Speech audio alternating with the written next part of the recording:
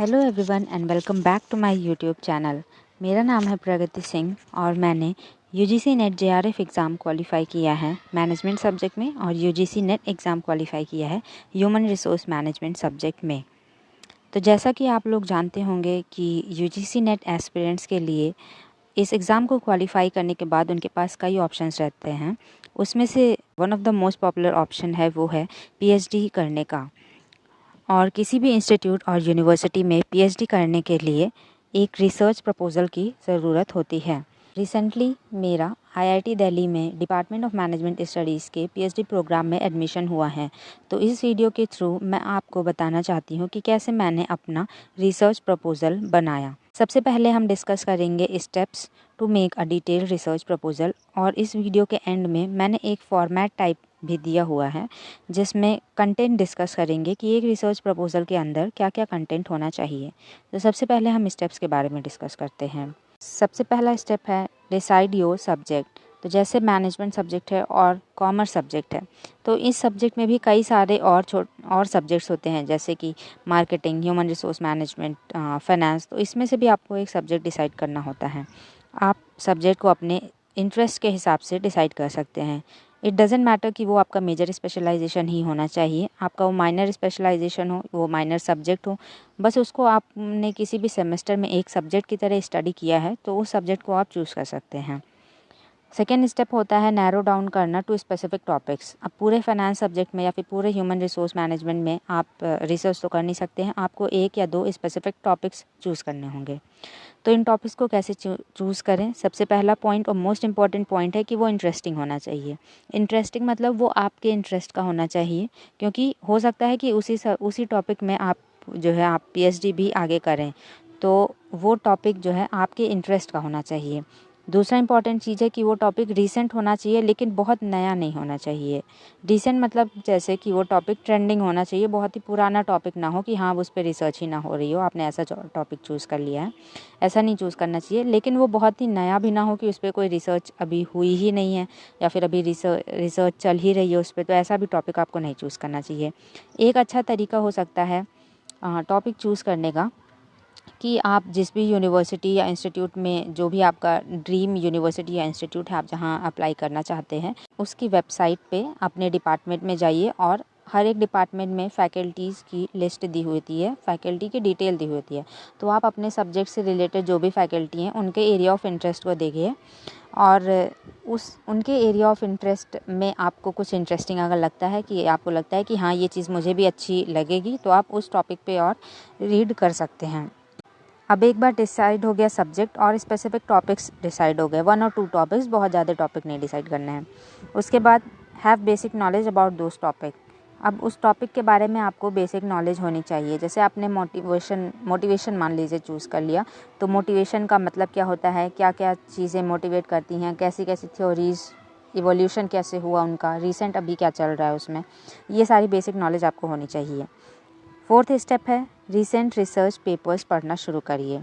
ज़्यादा इधर उधर मत भटकिए, गूगल स्कॉलर पे जाइए और गूगल स्कॉलर पे ही अपने टॉपिक से रिलेटेड रिसर्च पेपर्स सर्च कीजिए और रीसेंट रिसर्च पेपर्स सर्च कीजिए। ज़रूरी नहीं है कि जब से रिसर्च स्टार्ट हुआ है तब से आपको पढ़ना स्टार्ट करना है, आपको रीसेंट रिसर्च पेपर्स स्टार्ट करने हैं और 2019 ऑनवर्ड्स आप स्टार्ट कर सकते हैं। गूगल स्कॉलर पे वहाँ पे आप फ़िल्टर यूज़ करके इस चीज़ को आप फ़िल्टर यूज़ करके ये देख सकते हैं कि 2019 के बाद ही पेपर्स आए आपके सामने। एक चीज़ रिकमेंड करूँगी कि आप लिटरेचर रिव्यू पेपर्स पढ़िए। लिटरेचर रिव्यू पेपर पढ़ने के कई फ़ायदे होते हैं। पहले तो आपको उस आपके एरिया में क्या क्या स्टडी हो चुकी हैं, क्या क्या कंक्लूजन्स रीच कर चुके हैं, वो आपको एक जगह मिल जाएगा। और कई सारे लिटरेचर रिव्यू पेपर में रिकमेंडेशंस दी होती हैं फ्यूचर रिसर्च के लिए। फिफ्थ स्टेप है record summarise each paper in Excel sheet. तो ये जो फोर्थ और फिफ्थ स्टेप है ये आपको साइमल्टेनियसली करना है। जैसे जैसे आपने एक पेपर पढ़ा, जैसे जैसे आप पेपर पढ़ रहे हो उसको आप जो भी नेसेसरी उसके इंपॉर्टेंट पॉइंट्स हैं उसको एक्सेल शीट में रिकॉर्ड किया करिए। आगे आने वाली स्लाइड्स में आपको पता चलेगा कि एक्सेल शीट कितनी इंपॉर्टेंट होती है और उसका जो फॉर्मेट है वो भी मैंने दिया है। सिक्स्थ स्टेप है record whatever questions come to your mind in between ऐसा नहीं है कि आप 10 पेपर पढ़ेंगे उसके बाद तुरंत आपको आइडिया आ जाएगा, 15 पेपर पढ़ेंगे आपको आइडिया आ जाएगा। हो सकता है आपको 5 पेपर पढ़ने के बाद कोई क्वेश्चन आपके माइंड में अराइज़ किया कि ये रिसर्च हो रखी है या फिर नहीं हो रखी है। आप जैसे जैसे पेपर्स पढ़ेंगे आपके माइंड में कुछ कुछ क्वेश्चन अराइज करते रहेंगे कि क्या ये रिसर्च हो चुकी है, इस गैप को कैटर किया है किसी रिसर्चर ने या फिर नहीं। तो उन क्वेश्चंस को जो है नोट किया करिए कहीं पे, किसी वर्ड डॉक्यूमेंट में या फिर उस एक्सेल शीट में ही नोट कर सकते हैं एक अलग कॉलम में। अब ये जो है एक्सेल शीट वाला फॉर्मेट है, तो इसमें बेसिकली आपको क्या क्या चीज़ें रिकॉर्ड करनी होती हैं। सबसे पहले है सीरियल नंबर, फिर title of the paper, authors का नाम, फिर है ऑब्जेक्टिव दिया होता है हर रिसर्च पेपर में, तो उसके ऑब्जेक्टिव क्या था, की फाइंडिंग्स या फिर रिजल्ट्स क्या कंक्लूजन निकल के आया उसको रिकॉर्ड कीजिए। फिर मॉडल, हर एक पेपर में अलग अलग मॉडल्स यूज़ किए होते हैं, मॉडल का नाम दिया होता है, मॉडल्स को रिकॉर्ड कीजिए। कौन कौन से वेरिएबल्स उन्होंने यूज़ किए वो रिकॉर्ड कीजिए। रिसर्च स्कोप या फिर लिमिटेशन या फिर रिकमेंडेशन हर रिसर्च पेपर में लास्ट में दिया होता है कि उनके हिसाब से आप उनकी रिसर्च को फर्दर और कैसे कर सकते हैं, तो उस रिसर्च स्कोप को रिकॉर्ड कीजिए, उसी से आपको गैप मिलेगा आगे चल के। फिर टेक्निक्स यूज में बेसिकली आपको मेथोडोलॉजी वाली सारी चीज़ें रिकॉर्ड करनी होती हैं, जैसे कि पॉपुलेशन साइज़ क्या था उनका, सैम्पल साइज़, और सैम्पलिंग टेक्निक क्या यूज़ किया था उन्होंने, कौन से सॉफ्टवेयर्स यूज़ किए थे। फिर कंट्री, किस कंट्री में हुई है वो रिसर्च, अगर वो कंट्री स्पेसिफिक है, क्रॉस कल्चरल है तो किस किस कंट्रीज़ को रेफ़र किया था।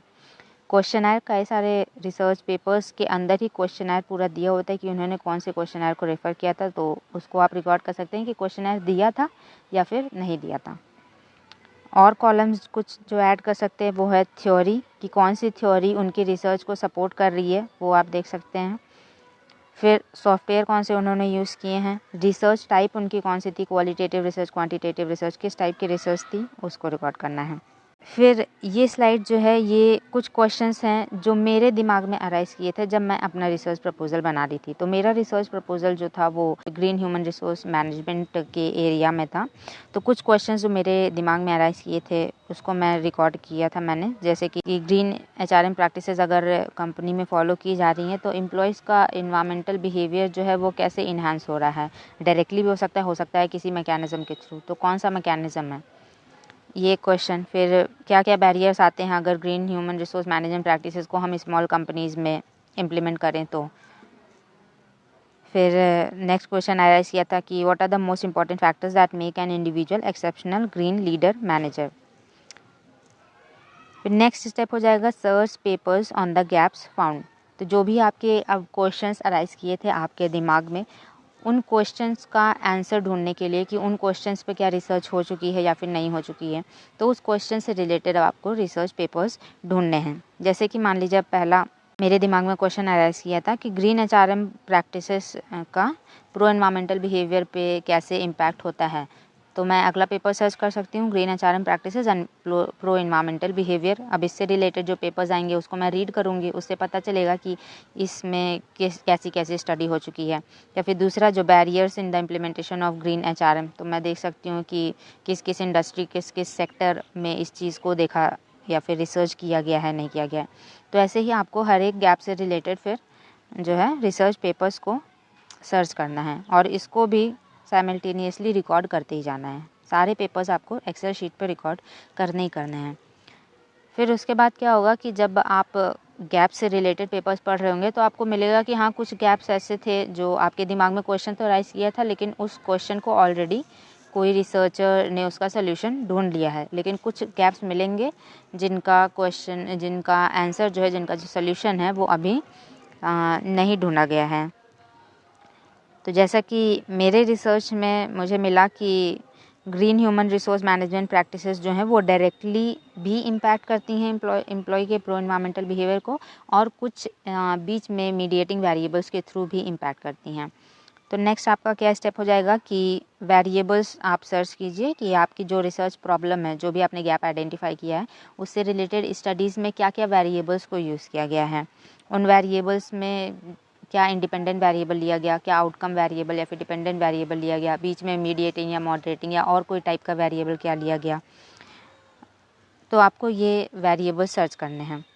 वेरिएबल्स कैसे सर्च करेंगे, वही रिसर्च पेपर आप पढ़ रहे हैं उसमें वेरिएबल्स दिए होते हैं और एक्सेल शीट में आप रिकॉर्ड करते जाएंगे, तो आप वहाँ पे वेरिएबल्स वाला कॉलम भी था, वहाँ पे वेरिएबल्स को भी रिकॉर्ड करना है। फिर है fit in few more variables. कहाँ से नया वेरिएबल ले आएंगे? रिकमेंडेशन से। आप कोई भी रिसर्च पेपर पढ़ रहे होंगे, उसके रिकमेंडेशन में दिया होता है कि इस रिसर्च को और फर्दर कैसे किया जा सकता है, या फिर लिमिटेशन उनके अपने रिसर्च की क्या थी, तो वो और वेरिएबल्स को रिकमेंड करते हैं या फिर और रिकमेंड करते हैं, किसी और सेक्टर को रिकमेंड करते हैं। तो आप वहाँ से कोई वेरिएबल उठा के अपने मॉडल में फिट कर सकते हैं। फिर है प्रिपेयर मॉडल। तो अब इन वेरिएबल्स की हेल्प से आप एक मॉडल बना लेंगे। जैसे मेरे रिसर्च प्रपोजल में क्या था कि मैंने green human resource management practices जो था वो मेरा इंडिपेंडेंट वेरिएबल हो गया था, और डिपेंडेंट वेरिएबल हो गया था एम्प्लॉयज़ प्रो एनवायरमेंटल बिहेवियर। कुछ मीडिएटिंग वेरिएबल्स जैसे organisational identification, green intellectual capital, ये सारे वेरिएबल्स को स्टडी किया गया था मीडिएटिंग वेरिएबल्स की तरह। तो मैंने कुछ और वेरिएबल्स रिकमेंडेशन में से उठाए और उसको फिट कर दिया। तो फाइनल जो मॉडल बना था वो था green HRM practices independent variable बना, और डिपेंडेंट वेरिएबल था एम्प्लॉयज़ प्रो एनवायरमेंटल बिहेवियर, और बीच में 2 मीडिएटिंग वेरिएबल्स जो कि जॉब सेटिस्फैक्शन और ऑर्गेनाइजेशनल कमिटमेंट थे। फिर उसके बाद नेक्स्ट स्टेप होगा कि आपको कुछ थ्योरीज़ भी सर्च करनी होंगी जो कि सपोर्ट करती हैं आपकी हाइपोथेसिस को। मतलब अगर आप कह रही हैं कि आपका इंडिपेंडेंट वेरिएबल जो है उसकी वजह से डिपेंडेंट वेरिएबल पे इफ़ेक्ट हो रहा है, तो वो जो इफ़ेक्ट है वो किसी थ्योरी से सपोर्टेड होना चाहिए, तो उन थ्योरीज़ को आपको सर्च करना होगा। जैसे अब मैंने अगर अपने रिसर्च में बोला कि green human resource management practices की वजह से एम्प्लॉयज़ को जॉब सेटिस्फैक्शन पे इफ़ेक्ट हो रहा है और पॉजिटिव इफ़ेक्ट हो रहा है, तो ये चीज़ किसी थ्योरी से सपोर्टेड होनी चाहिए। अब ये थ्योरीज़ कहाँ मिलेंगी? थ्योरीज़ भी रिसर्च पेपर में ही मिलेंगी। तो जब भी आप रिसर्च पेपर पढ़ेंगे तो उसमें ये भी ध्यान रखें कि उनका कंक्लूजन क्या निकल रहा है और उस हाइपोथेसिस को उन्होंने क्या किसी थ्योरी से सपोर्ट किया था या नहीं। तो उस थ्योरी को भी आपको रिकॉर्ड करना है एक्सेल शीट में, तो एक्सेल शीट से यहाँ पे भी हेल्प मिल जाएगी। फिर है search for data analysis tools and techniques to be used. तो उस टाइप की रिसर्च को या फिर उस टाइप के हाइपोथेसिस को, उस टाइप के रिलेशनशिप को एनालाइज करने के लिए किस टाइप के डेटा एनालिसिस टूल्स का यूज़ किया गया है, किन सॉफ्टवेयर्स का यूज़ किया गया है, इसको भी आपको रिकॉर्ड करना रहेगा एक्सेल शीट में ही, तो वहाँ से आपको ये भी मिल जाएगा। फाइनल स्टेप होगा राइट रिसर्च प्रपोजल। अब इतना डेटा जब आपके पास हो गया है तो आप फाइनल अपना रिसर्च प्रपोजल भी लिख सकते हैं इस डेटा की हेल्प से। तो ये स्लाइड रिलेटेड है कंटेंट ऑफ रिसर्च प्रपोजल से रिलेटेड, कि रिसर्च प्रपोजल लिखेंगे तो उसमें क्या क्या कंटेंट इंक्लूडेड होगा। सबसे पहले है इंट्रोडक्शन। तो इंट्रोडक्शन में आपको लिखना रहता है वैल्यू या फिर पर्पस ऑफ द रिसर्च। इसका मतलब कि आपको मेंशन करना होगा कि आप जो भी आपने गैप फाइंड किया है और जो भी आप रिसर्च करना चाहते हैं उसकी क्या वैल्यू है, उसका क्या पर्पस है और वो कैसे बेनिफिशियल होगी किसी भी पार्टी के लिए, बी इट एकेडमिक्स और बिजनेसेस और मैनेजमेंट। फिर इंट्रोडक्शन में ही मेंशन करना होगा brief about the existing study in the topic, कि आपका जो टॉपिक है उसमें क्या क्या एग्जिस्टिंग स्टडी क्या हो चुकी है, क्या कंक्लूजन्स रीच कर चुके हैं, ये भी आपको एक्सेल शीट से मिल जाएगा। फिर है लिटरेचर रिव्यू चैप्टर अगला होता है। अब लिटरेचर रिव्यू में कई स्टूडेंट्स सोचते हैं कि जितने भी रिसर्च पेपर पढ़े हैं सारे का समरी लिख देते हैं और उसी को साइड कर देते हैं, लेकिन ऐसा नहीं है कि आपको सारा ही लिख देना है। आपको हर एक वेरिएबल से रिलेटेड जो भी आपने वेरिएबल्स चूज़ किए हैं अपने रिसर्च प्रपोजल में, उससे रिलेटेड जो भी स्टडी हुई है, जो भी रेलिवेंट स्टडी हुई है आपके हाइपोथेसिस, आपके रिसर्च प्रपोजल से रिलेटेड, उन स्टडी को, उन कंक्लूजन्स को लिखना होता है और उस पेपर्स को साइड करना होता है। फिर है conclusion regarding the relationship between the variables. फिर theories which support your relationship, कि आपको किसी पेपर से पता चला कि हाँ ये थ्योरी इस रिलेशनशिप को सपोर्ट कर रही है और उसी रिलेशनशिप को आप अपने भी रिसर्च प्रपोजल में यूज़ कर रहे हो, तो उन पेपर्स को साइड करना होगा। फिर उन थ्योरीज़ का जो ओरिजिनल रिसर्च पेपर होगा उनको भी साइड करना होगा। फिर नेक्स्ट आपको मेंशन करना होता है ऑब्जेक्टिव्स, जिसमें आपको अपने रिसर्च क्वेश्चंस लिखने होंगे कि आपका मेन रिसर्च क्वेश्चन क्या है, मतलब रिसर्च गैप क्या है, फिर ऑब्जेक्टिव क्या है आपके रिसर्च का, फिर प्रपोज्ड हाइपोथेसिस, जितने भी हाइपोथेसिस आपने प्रपोज जो कर रहे हैं उसको मेंशन करना होगा। नेक्स्ट चैप्टर होता है रिसर्च मेथोडोलॉजी का। इसमें आपको मेंशन करना होता है सैम्पलिंग टेक्निक, कि आप प्रोबेबिलिटी सैम्पलिंग या नॉन प्रोबेबिलिटी सैम्पलिंग, उसमें भी अंदर जो कोटा सैम्पलिंग, स्ट्रैटिफाइड एंड जो भी कन्वीनियंस सैम्पलिंग आप कौन सी यूज़ कर रहे हैं ये मेंशन करना होता है। सैम्पल साइज़ क्या होगी आपकी, डेटा कलेक्शन मेथड, कैसे आप डेटा कलेक्ट कर रहे हैं क्वेश्चनर के थ्रू या फिर प्राइमरी डेटा या फिर सेकेंडरी डेटा।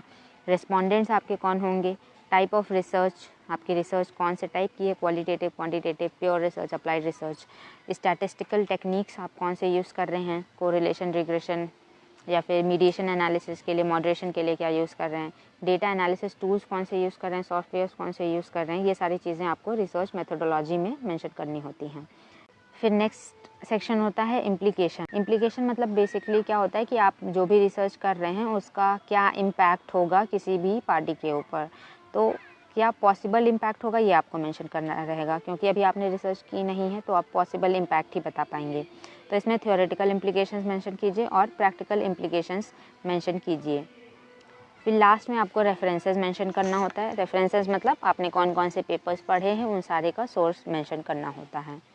तो ये सारा चीज़ें था कंटेंट ऑफ रिसर्च प्रपोजल से रिलेटेड। लास्ट में कुछ ज्ञान की बातें हैं। सबसे पहला है don't copy paste. Copy paste मतलब किसी और का रिसर्च प्रपोजल उठा के मत चिपका दीजिए। दूसरा, किसी और से बनवाइए भी मत, आप अपना खुद बनवाइए रिसर्च प्रपोजल। आप इतनी मेहनत कीजिए तभी आपके पास उतनी नॉलेज भी होगी, क्योंकि सिर्फ रिसर्च प्रपोजल के बेसिस पे आपको एडमिशन कहीं भी नहीं मिलेगा।